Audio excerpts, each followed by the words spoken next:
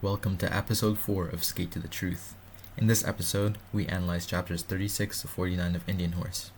We focus on Saul's deepening isolation as his hockey career advances, and how alcohol becomes a way for him to numb trauma rather than confront it. We discuss how Saul's success in hockey begins to cost him his connection to community, culture, and himself, and how racism follows him through his career.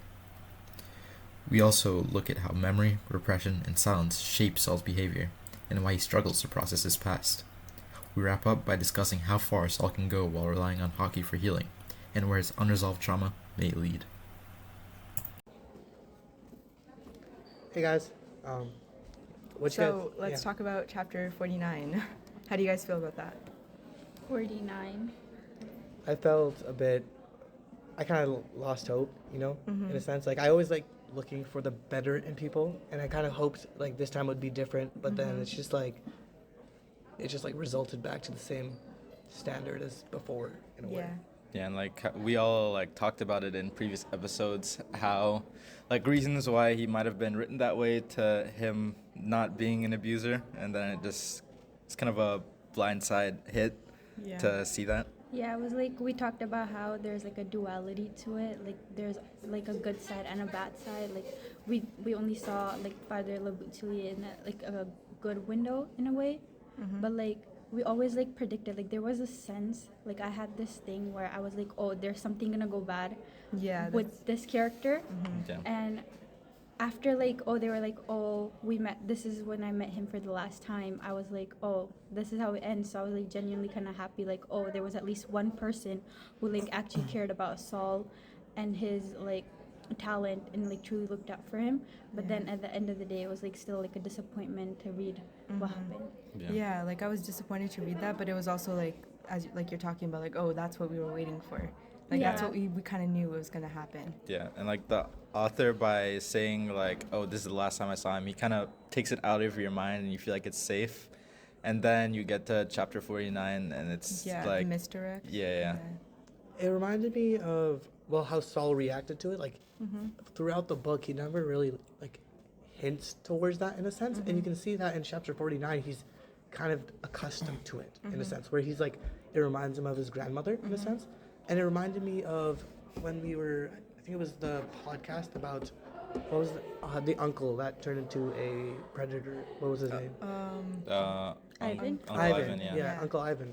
And it's kind of the same sense where he was so desensitized to it. He thought it was quote unquote normal at the time, where he was happy for it. He was oh, I want to keep it a secret because it's something I look forward to, and that's how he lets people on the team. And it's kind of it kind of rewired his brain at such a young age. Yeah. And personally, I feel that's the reason why he's so secretive and so quiet to himself, and why it's that boiling sensation that he can never let settle is just from this one rewiring, and it's from a little kid. And it could hint to other things that might happen in the future, or how hard it is for him right now. Yeah, I definitely see that, but I have a sort of different view on that. I think it's less so about normalization as it is just trauma blocking, how he just basically he uses hockey and now alcoholism as this escape to not confront it, because this is the first time we hear about it. We've read about him going from an 11, 12-year-old? 8 years old when he first got to school. And now he's a grown man, and this is the first time we're hearing about this. It just speaks to how he sort of trauma blocked this entire experience, less so than just normalizing it. Yeah. Because he does mention, I'm pretty sure at the end of chapter 49, that he felt very disgusting towards everything that was happening. That's what I was gonna say to Ayan. Maybe in the earlier days of it happening to him, he could have felt how you said, but he does say towards the end of the chapter how disgusting and ashamed it made him feel, and that's why he was so eager to play hockey and get away from the stuff that happened inside the school. Yeah, but there definitely is this period of normalization, obviously. Yeah. No, but I feel you guys are hitting the spot with that one too. Do you have anything to add? No. Yeah. Okay. I think it's purposeful how they don't really make any mention of the author doesn't mention Saul's trauma in the book, even his grandmother dying, his brother dying, his parents not being there, and then the stuff with Le Boutillier, because it's Saul's memoir, right? Because after chapter in chapter 49 it shifts to the present when he's not writing anymore. So that was his mind before he got to the school in chapter 49. So he wasn't thinking about any of that stuff. He was trying to block it out. Yeah, I think it also mirrors like what we saw in Connie Walker's podcast, where she didn't even know that so many members of her family had been abused in that way, and you know now we get to see it with Saul, like how people just suppress these sort of memories and don't speak about it. Yeah, no one who knows Saul would have been able to know that unless they might have been there in the school with him to see it happen. So that's a really good connection. Yeah. Do you guys think he would like explicitly tell that to anybody? I think from his actions so far, no, because unless it's in the future, but like so far, like you can see how he never settles down, and it could be like the sense where he's like fully lost his sense of like a safe place, and he Yeah. can't settle down because he's too scared that something like that might happen again subconsciously. That's why he's never able to sit in one place, because his body's kind of like defending him in a way of like, oh, I get too comfortable and then bad stuff happen. Right, and he finds it disgusting. He's too scared that everyone he's around, like even his like family from the Moose, like obviously, like hopefully nothing bad will happen, right? Yeah. But he has a settling feeling from the residential schools where he's not able to settle down anywhere, and his body forces him to leave, and it's just like a self-defense mechanism of like shunning people away, so he's still safe from like the traumas that could happen to him in a sense. Yeah. I think he's gonna return back to the Moose, and this was like a big turning point for him, like his big realization of why he is the way he is, why he does the things he does. So I think he's gonna tell either Virgil or Fred. I think probably Virgil. He's a lot closer with him, and Virgil is really hard on him. Like he would probably pry that out of him, at least, since like he's seeing Saul coming back, and like the new him, like the alcoholic Saul. Like he's gonna want an explanation. Yeah. And who knows, maybe he'll find like solidarity within the Moose, and maybe other people have gone through the same thing. Yeah. And it'll sort of lead to this wider discussion about the abuse going on. Yeah. Do you guys think he's ever gonna play hockey again? Because how old do we think he is right now? In his 20s. 20s to 30s. I don't think it's. Wait, no, because I don't think he's 1978-ish. Yeah, he left when he left the Moose when he was 18, and he was 8 in 1950 something, right? Let's say like 1956. No, I think it was 1959 where he was 8 years old, and now it's what 1970 what 78. So That's like another 19 years, so that's yeah, so he's about 27. around there, yeah. So he's still young. I think he could still play, but would he want to if that's gonna like give him memories of Le Boutillier? Yeah. Yeah, you can continue. I was just I was just gonna say, like, I don't feel like he would play. Like, that's like one of my predictions. Like, I don't feel like he would go back to the game because, as you can see, like, he's running constantly from everything that reminds him of his past. And, like, while he used hockey as, like, one of the major things to distract him from what was happening in his life, I don't feel like he would go back just because it was like a distraction, or like he used it to cope with whatever was happening in his life, and that would bring everything back and make it so like, oh, it's happening all over again. Yeah, but I feel like it would also be pretty meaningful if he does go back to hockey, but instead of associating it with the abuse he went through, he now associates it with the brotherhood that he has with the Moose. Yeah, like he can reclaim it for himself. Yeah. Yeah. Like how residential schools were like before people like completely like left them, but now they're like being rebuilt for like better things and like proper schools. It's kind of the same sense where it's like he's gonna be rebuilding hockey in his own image, where it's like instead of using it as a tool to escape, more as a tool to heal from his past. Yeah. There was a part where he visits St. Jerome's again, right? Yeah. That was That's 49. where he makes Yeah, that was the 49. realization. Yeah. And that reminded me of the one poem we read, the Monster. Monster, yeah. Just like how he was describing how the school was like burnt out. Maybe it'll come back to that. Maybe they'll repurpose, like Ayan was saying, St. Jerome's for something. Yeah. That's an interesting idea.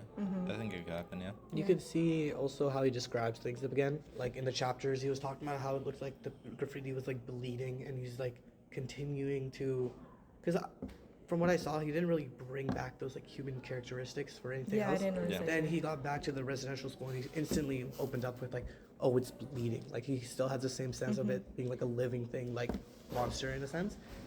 I also saw the one word. I was talking about this earlier. Do you guys remember alchemy? Like, so he talks about how hockey is like something about alchemy. Oh, I have it somewhere.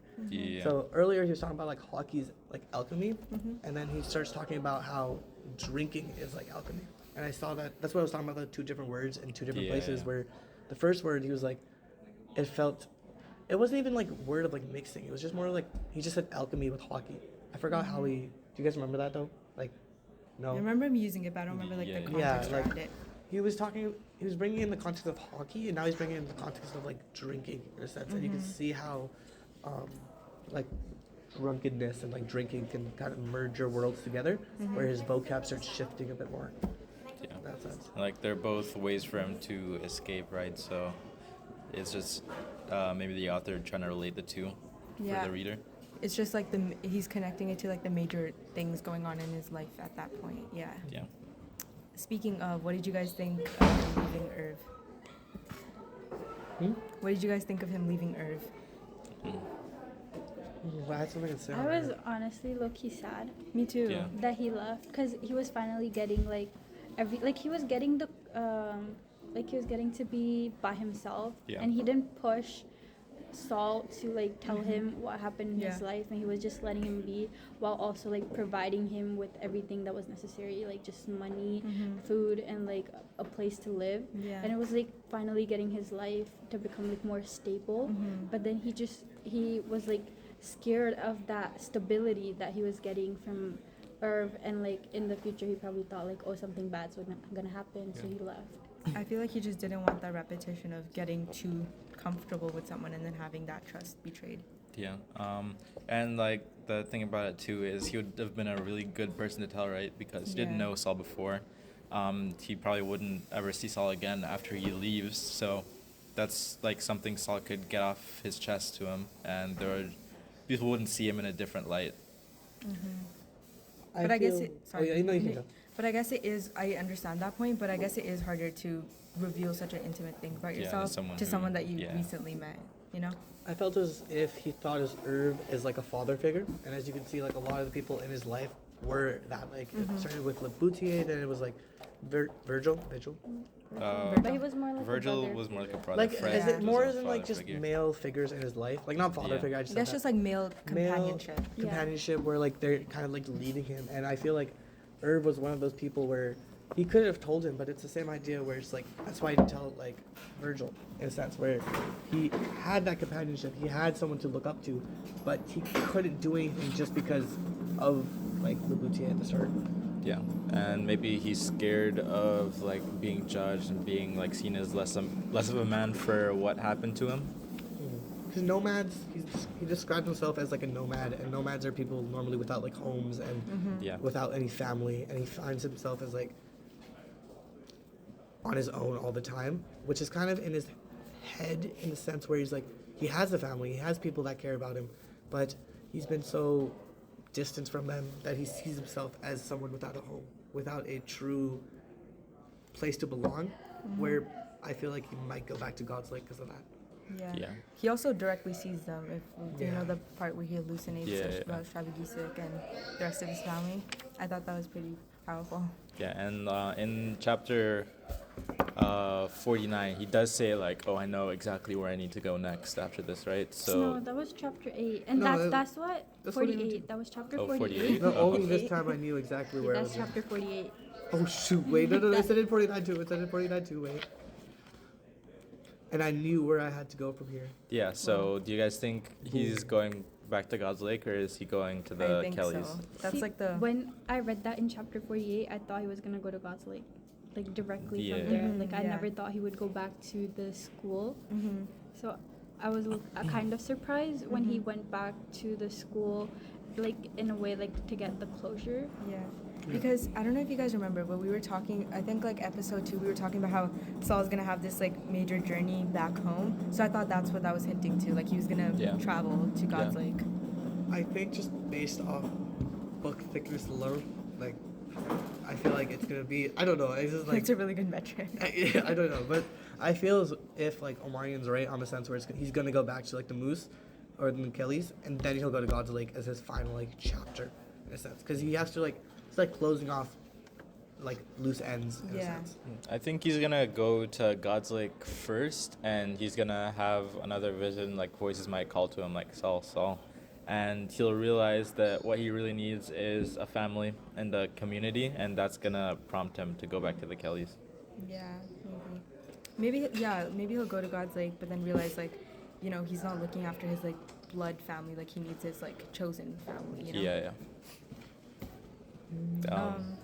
Yeah. Continue.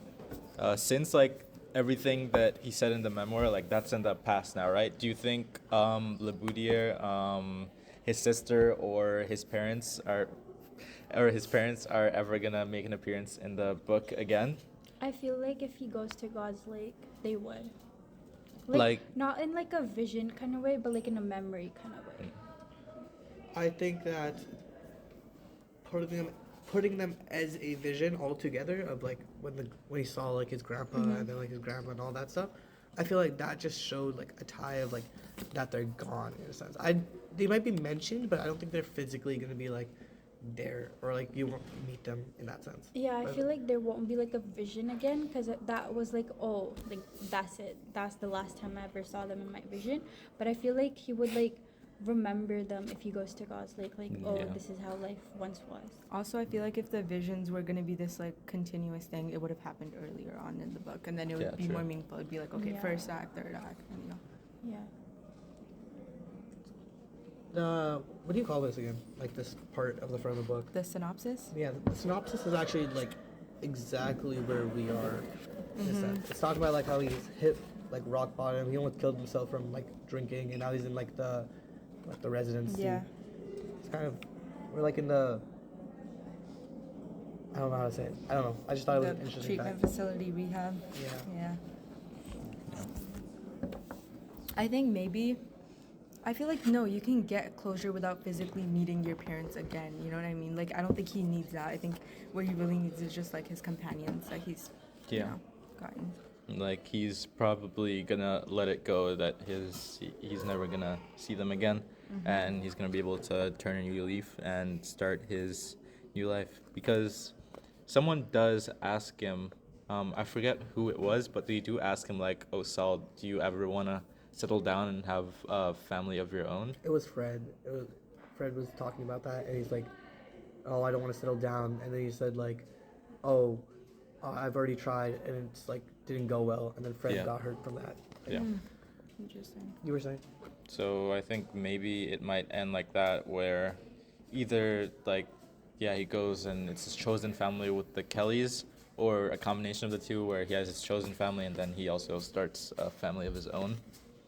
Yeah, but maybe honestly, maybe it won't even be like that closed of an ending. You know, sometimes Yeah. it's just like they reach the first step towards getting their life together, and that's kind of where the Yeah. book goes, and it's just like, Like it might just be ending with like him coming back to the Kellys and telling them about his journey, what happened to him, yeah, and then that's the end of the book. yeah. Also, side note, I don't know how Saul's like kind of. I guess the hockey never mattered to him that much, but I would, if I was in his place, I feel like I'd be pretty like bummed out that I had this like entire career, and just like Yeah. the grief of that would push me into alcoholism. But for him, it's like, just like, I guess the loneliness. Yeah. Have you ever what's his name? Mike Tyson? He had like a video up recently that I saw. It was like he's like getting an interview in his house, and the interviewer was like, "Oh, like you have all these medals," and he was like, Oh yeah, I seen this one. "Yeah," he was like, "I bled for garbage," in a sense. Like Mike Tyson starts talking about how later in life you start to realize that all that really matters is like your family, and these trophies mean nothing at the end of the day. And it's kind of like the same sense where Saul, like, yes, he has a talent for hockey. Yes, he can make a career from this, but then it's not something that's like meaningful to life itself, especially with like Ojibwe culture and all that. Like, there's no hockey there. It's more about like tradition, family in a sense, and I feel as he thinks of which hockey is not a big standing point in a sense. Like I don't know how to word it from there, but like he doesn't think of it as like Yeah. a core thing. It's kind of like Yeah. a tool he uses rather than because he never like thought of himself. He never wanted to play hockey. He never wanted to play. He never wanted to play hockey at the professional level until like he was forced from his family, and that's where all his core ideals come from, like his family, not from like the sport itself.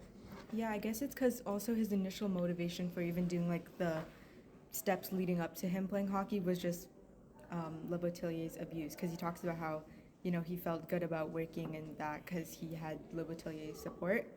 So I think that it's always going to be tied back to this kind of negative feeling. Yeah.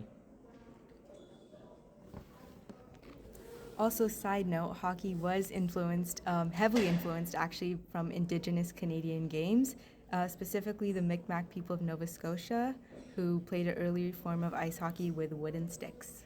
Oh, my bad.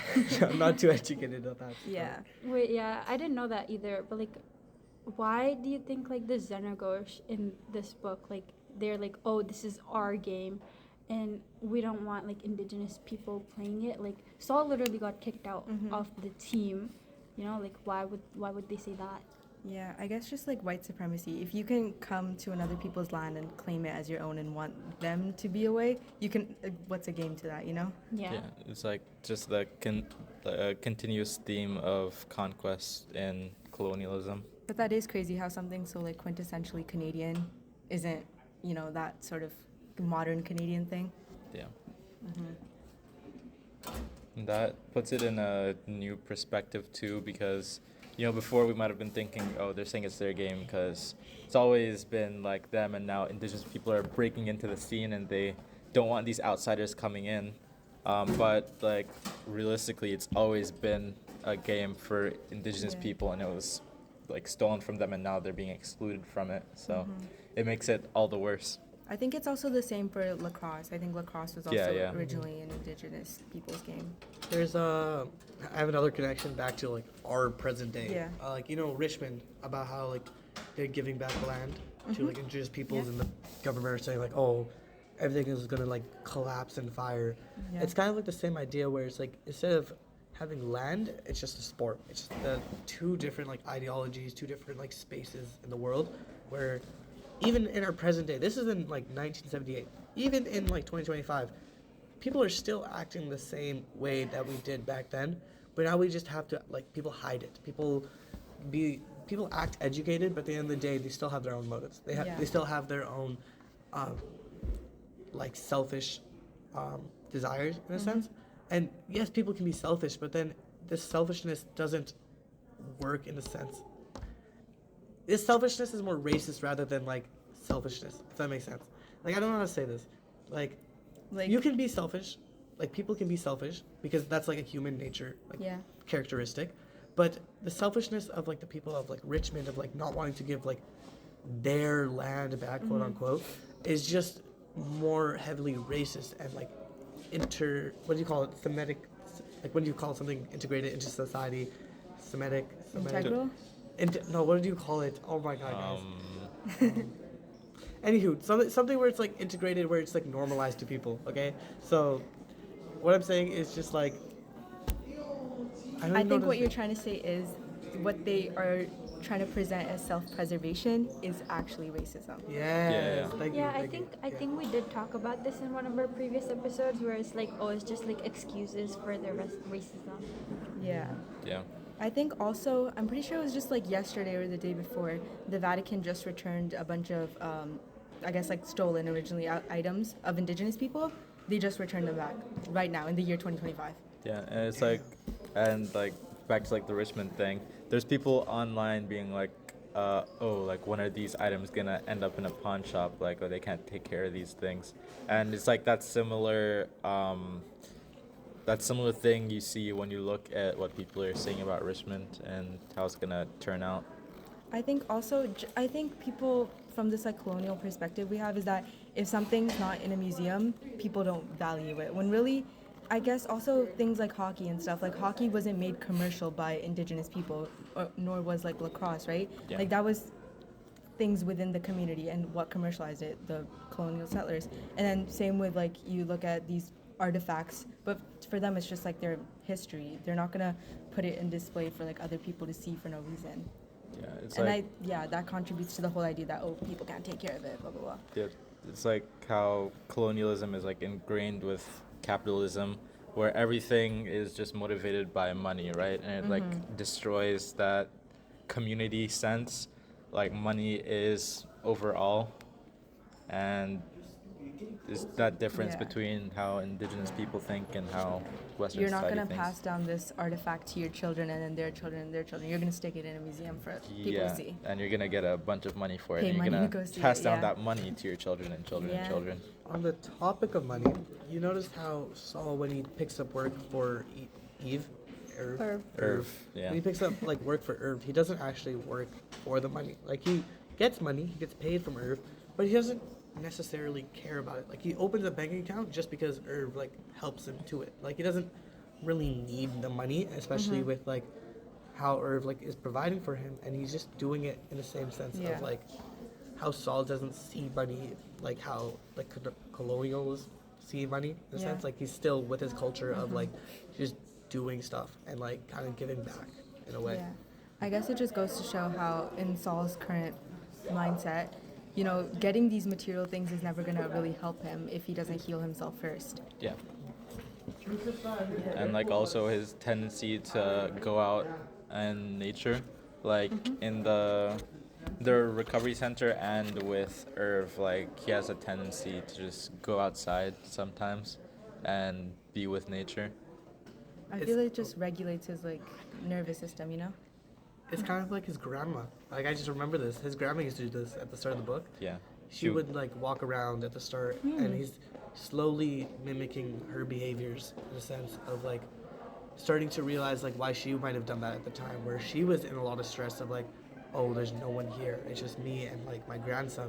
Like imagine the amount of like heaviness that was on her from just like trying to raise a kid while being like that old, Yeah. not having like the strength of like a young adult. And the only way she found to cope with it was to walk through nature, sing like songs.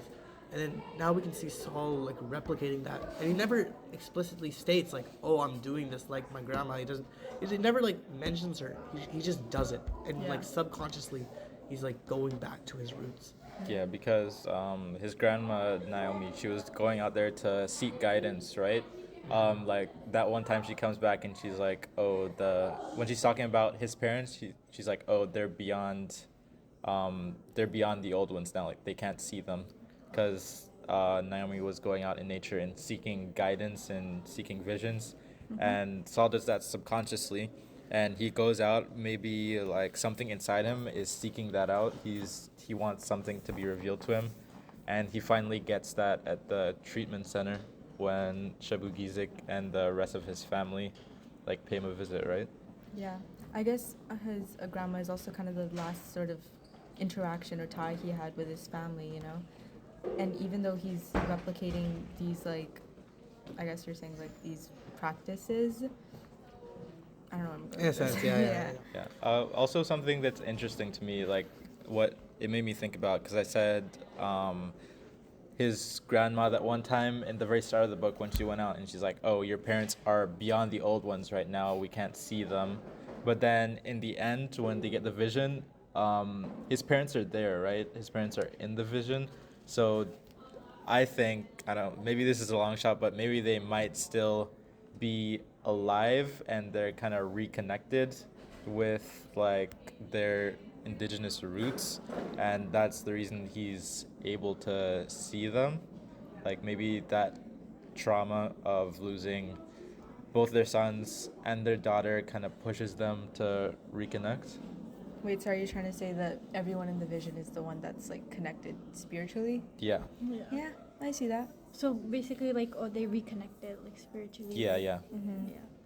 I'm just thinking in a more scientific way, in a sense. I feel as if, like, I don't know how to say this, like, because everything in life is, like, perspective-wise, right? We could also interpret that as Saul believes his parents are off more, like, after they left, like, yes, they could be alive, they couldn't be alive, Yeah. but he might have thought that they might have healed in Yeah. a sense where, or it could have been like a representation of himself in a sense where it's like with his parents leaving and then showing up again, it's like his parents coming back to the faith, or him coming back to the faith, because his parents could represent that part of him that left all those years ago Yeah. and left his culture behind. And if we see his parents come back, subconsciously, that's the way of showing that, like, oh, I'm back with my original culture. Yeah. Because, yeah. I guess that's what I was trying to say. Like, he doesn't necessarily need to, like, know that his parents are dead or, like, know that his parents are alive to get closure with them leaving, you know? Like, even this, like, sort of vision, like, as long as he's, I guess, at peace, it doesn't really matter what actually happened to them to influence this story. Yeah.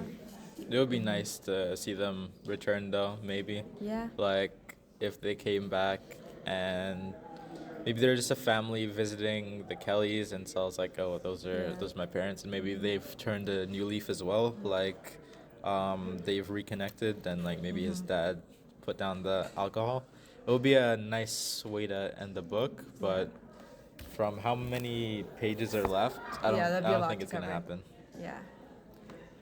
I feel like if he does reconnect with someone from the past, I believe they might meet at like a sweat lodge or something in that matter, or more of like an indigenous structure where he goes back to like his hometown and then he just goes to one. That might be the place he goes next, like to one of these structures, and then he finds like someone there. That's Yeah. very If- Connie Walker-esque. Yeah, maybe Fred Kelly takes him to one of them after hearing his story, because it really does seem like Fred is pretty healed, right? We know he went to the residential school, but we never really see him have any like bad tendencies that he took from that, and he seems like a good father. He raised Virgil well, and Virgil never ended up going. So maybe he's able to like kind of control that part of himself, and like he's good with his trauma, so he was able to kind of convince them not to take Virgil. Yeah. People Yeah. suppress things, like you never know what he Yeah, true. would have been going through. So maybe like he tells Fred, and Fred's like, "Oh, I know this all too well," and they both go on a journey to heal together. Yeah, that'd be a nice little ending to the book. Does anyone have any other predictions of where it could lead? I think out of all the predictions, I want to settle on the one where it's going to be he is going to go back to the Kellys, right? He goes back to the Kellys, and then after the Kellys, I feel as if he might even bring the Kellys to God's Lake as a final tribute to his new family, in a sense. Maybe he makes like a permanent home on God's Lake. Like he builds a cabin there and he lives there He is a with his with his family. He does say like he's very well, like he knows his way around trees and wood and that sort of stuff. Yeah. I feel like he would go back to like from the school. He would go back to God's Lake, and like he would like remember his family, and then it'll be like, oh, but like I have a family which I left back at the Kelly's house, right? Like, oh, like they're, even though they're like not a blood relation, they're still like I grew up with them, and I still have like a bond with them. And then he'd go back, and he would be like one of the first like Indian horses who would leave God's Lake and never come back. Yeah, kind of this like new start. Yeah. Yeah. I feel like what I was trying to get at earlier was we're talking about like how he needs to heal from the sexual abuse he went through and just that sort of residential school experience. But I think after that, reconnecting with his family would also help him cope with his brother's death and his sister being away. Because even though we don't hear about it, it's always like, it's obviously something that's going to stay with you, like your siblings going away. And that's like, yeah. One more thing about God's Lake. Maybe it might be a thing where he goes back to God's Lake and he really likes it there. He camps out there for a while and he does like the rice harvest. And that's his way of healing, like getting back with these memories. Yeah. And then it turns winter and he realizes he can't stay there over the winter. And he goes through that same journey of getting back, but this time he's going to Fred Kelly's house. And this time, like, he makes it out, right? So that could be an interesting way as well to parallel it. and have him relive those memories. You think those relatives Naomi was talking about, who they were originally going to go to, are ever going to come into play? Because I feel like you're expecting, like, you know, this grandmother and the child to come along, and you never see them, and you never, like, inquire about it. Yeah. That's kind of crazy. I feel like they never really knew that they were coming. Yeah, they never knew, because she's like, oh, we need to go over there. They don't have any communication to send to them. Like, yeah, Yeah. we're heading over to you guys Yeah, right now. true. So So I don't feel like they would introduce them like now, because Yeah. I feel like it's too late to like introduce someone like new, and Yeah. just to be like, oh, you were Yeah. supposed to come but you never Yeah, came. That's true. but also, like, that was her nephew, right? Or was that? I'm pretty sure it was her nephew. I think it's a nephew, and it was his uncle. Yeah. So like, if That is his, like, you know, yeah, like, like, blood family that he and has then left. they just don't see that entire side of their family ever again. Because, like, it's been how many years now? Like, you know? Like 18 years. So maybe that's just normalized that Perhaps. indigenous people disappear, and they're like, Okay, let's oh. not normalize indigenous people disappear. Yeah, I'm just saying, like, to them in that society, like, it's Yeah. very sad that people just disappear like that, and they're like, they kind of just accept that, and they know that people probably aren't gonna help them to yeah. find them. Like, get closure without the direct. Yeah, truth. yeah. I think that's it. Oh wait, sorry. Oh, On yeah, the sense of communication, there was this one thing, like they don't really talk about like phoning or like calling, and they don't really have any like communication devices. Yeah. But then I found this one word. Can you say this? Something telegraph. Moccasins telegraph. Yeah, so it's like a moccasin's like a shoe. So like Yeah. a moccasin's telegraph is like an informal way of like how they like transmit like a rumor or a secret. Yeah. And also, you know when like, they were calling him names? This is a bit earlier, but like you know when he was calling like the crowd was calling like Saul names, they were calling him like a hearse, Hearse, and I was like, oh, why are they like misspelling horse? And then you look it up, it's like a van you bring like coffins in, like you know those cars like if you like It was like the funeral cars with yeah, Yeah, with yeah. like things in the back. So like they were calling him that, and then there was this other word. It starts with like a P. I'm not gonna say it. It just means like it's like derogatory term for like a young indigenous person. Wait, can I see? Yeah, it's the P word right there. Oh. Oh yeah. Yeah. Yeah. So they were calling him that as well. There was also a gypsy.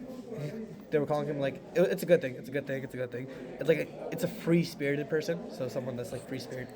Okay, I don't think Is that not a good It's, thing? it's not a good thing, it's no. a slur for like Romani people originally. Really? Because Yeah. they're nomads. They're like free people. So if you're Oh calling my god, bro. Yeah, luckily It's you okay, mispronounced you it, weren't- so you technically yeah, didn't you say you it. mispronounced But it. still, okay. That. Wow. Hey, at least we're getting educated, guys. Yeah. There's something's good gonna come out of this, you know? Yeah. He's never gonna say You it didn't again. even say it technically, so you're good. It's okay. Now you know. So like, can we cut that? We're keeping fine, that it's in. okay. Okay. Oh, I feel so bad. Oh, there's also. I don't want to say it again because I'm kind of scared. There's Show. also this word right here. It just means dark skinned. Oh. Damn. It was, I think it was describing a different person though. It was describing one of the people he worked with. It wasn't like Saul himself though. Yeah. Yeah. For hating indigenous people so much, they sure do come up with a lot of creative ways to discriminate. Yeah. That's weird. It's crazy.